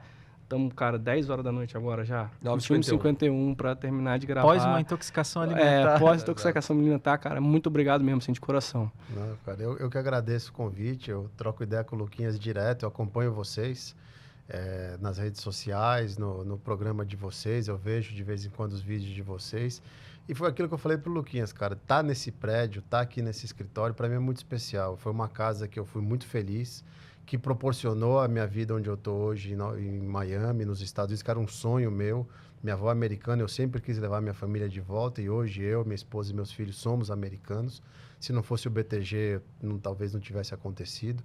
Gosto muito da casa, deixei grandes amigos aqui, deixei um pedaço de um legado num projeto que eu acho que hoje tem muito valor dentro do banco. E, porra, eu vou te falar que foi emocionante subir a escada ali. O duro foi passar na recepção, entendeu? Ter que dar o nome e o coisinha, não ter o crachá. Mas, pô, tô à disposição. Eu acho que vocês fazem um trabalho sensacional. Eu espero que vocês só cresçam, porque é esse tipo de trabalho que a pessoa física precisa, trabalho sério. A minha missão que vim do mercado, como hoje, pseudo-influencer, eu não gosto da palavra influência, eu prefiro educador financeiro, é justamente ensinar a pessoa física o que importa, o que não é ruído, e fazer fugir do oba-oba. Eu acho que o trabalho que vocês fazem, não só no dia a dia, mas as pessoas que vocês trazem aqui, ajuda muito as pessoas a entenderem quem que vale a pena escutar e quem que não é de mercado e tudo mais, porque isso só vai fazer o mercado brasileiro crescer. Enquanto a gente não tiver um mercado de pessoa física forte, que é essencial para o crescimento e desenvolvimento do mercado brasileiro e que vai mudar a vida de muita pessoa, entendeu? O mercado, a gente escuta muito gente falando de day trade, não é só isso, é investir, é pensar no futuro, é ter disciplina, saber entender gastos, dinheiro e tudo mais. O dinheiro faz você querer ser melhor. Não o fato de você querer ter dinheiro, mas entender o que é o seu dinheiro te faz crescer melhor. Então, eu estou sempre à disposição. Quando precisarem, quando quiserem bater papo, é só convidar que eu venho, porque eu me sinto muito bem aqui. Né? Maravilha, porra. Coxinha, palavras Não, finais? que é isso, Fábio. Só te agradecer. Você é um cara que se ensina pra caramba. Putz, é um cara que tem tanto conhecimento de mercado e todo dia abre lá as caixinhas de pergunta, responde um monte de pergunta. É sempre muito atencioso, sempre muito solícito. Me deu muita dica também já de ir no banco aqui, de como comportar nas coisas e tudo. Então, assim, só te agradecer a parceria, a sua presença, eu acho que é muito importante para o mercado como um todo. E parabenizar pela sua carreira, que com certeza inspira a gente pra caramba. A gente espera que daqui a uns tempos a gente esteja tão empolgado igual você é até hoje com o mercado aí. Boa. Bom, Fábio, faço, né, as palavras deles das minhas. Muito obrigado. Obrigado pelo seu tempo, né? A gente já está aqui, acho que quase 2 horas aí trocando papo, né? 10 da noite, numa terça-feira, depois aí realmente dessa intoxicação. Espero que esteja bem melhor já. Nesse tempo corrido que você está aqui no Brasil, e obrigado por ter, né, disponibilizado aí 2 horinhas do seu dia para estar aqui com a gente. E para o pessoal que quiser te acompanhar, Fábio, onde eles, né, te acompanham, pode falar do seu curso, enfim, eu sei que todo dia você abre, né, tem uma disciplina aí, mais uma lição pra gente, né, disciplina, todo dia o Fábio E ele abre, é fortão, né? assim, ele já foi gordinho, tá? Já foi gordinho. Meu apelido aqui era Faustinho. Faustinho. E todo dia abre, né, perguntas a caixinha, né, de pergunta, todo dia tá lá, né, respondendo o pessoal. Então, cara, fantástico isso. Então, pra galera que quiser mandar uma mensagem pra você, como que ele consegue? A minha única rede social que eu uso mesmo é o Instagram. Então, @Fábio Fares. Aí eu não consegui ficar com o nome, porque o maluco de Londres tem o Fábio Fares. Eu tenho o underline ali depois do Fábio Fares. Como você falou, todo dia eu abro uma caixinha. Eu não sou muito de postar no feed. Às vezes eu ponho um recorte da BMC quando eu vou lá ou alguma outra coisa. Mas eu respondo caixinha porque eu acho que é a maneira de interagir e ajudar. Eu acho que eu entrei na rede social em 2010 para tentar acompanhar o Lance Armstrong no Tour de France. Foi por isso que eu entrei no Twitter. Caramba. E eu consegui trocar mensagem com ele durante o Tour de France de 2010. Eu tenho até hoje printado, guardado. Que maneiro. Porque, pô, adorava o Tour de France. Na época que eu estava tentando emagrecer, porque meu primeiro filho ia nascer. E eu corria maratona e estava treinando para um triatlon. E vi o Tour de France, e aí o Twitter era a forma mais fácil, porque ele postava todo dia e respondia pessoas. A rede social é para isso, é para você interagir com pessoas que podem te ajudar, te trazer um conhecimento, alguma coisa. Então, eu acho que a caixinha de perguntas é a melhor ferramenta que eu tenho hoje. Quem quiser é só seguir, tá lá. E sobre o curso, na minha bio do Instagram tem o link, tem todas as informações lá. O carrinho tá aberto. Se você mora no Brasil ou mora em qualquer lugar do mundo e quer aprender a investir de forma eficiente, globalmente, porque hoje o mundo é globalizado, como eles falaram, alguém que vive do mercado, porque eu nasci, cresci e vou morrer no mercado, porque eu não largo isso, é muito bom. Estou à disposição para ensinar, será um prazer. ensinar vocês. De novo, muito obrigado pelo convite. Nem vi a hora passar, entendeu? Bate-papo muito bom e eu desejo muito sucesso para vocês, que o trabalho de vocês é muito, muito bom. Obrigado, meu Fábio. Bom, pessoal, e se você chegou até aqui, não esqueça também de deixar o seu like, compartilhar com seus amigos e seguir a gente também nas redes sociais. E os comentários. @BTG Pactual. Pode deixar nos comentários também o seu feedback, né? Quem que você quer que a gente, né, traga aqui, enfim, chame pra gente trocar uma ideia. E também não esqueçam de seguir o Lucão nas redes sociais, lucas.mclaro, o nosso grande professor Costinha, Lucas Costa AT, e o meu Instagram, @OttoGSparenberg. Tá cheio de graça. Pode falar. Não, termina. Você tá cheio de graça nisso. Bom, pessoal, e agradeço a presença de todos e nos vemos no próximo episódio. Tchau, É tchau. isso aí, pessoal. Tchau, Valeu, tchau. tchau, tchau.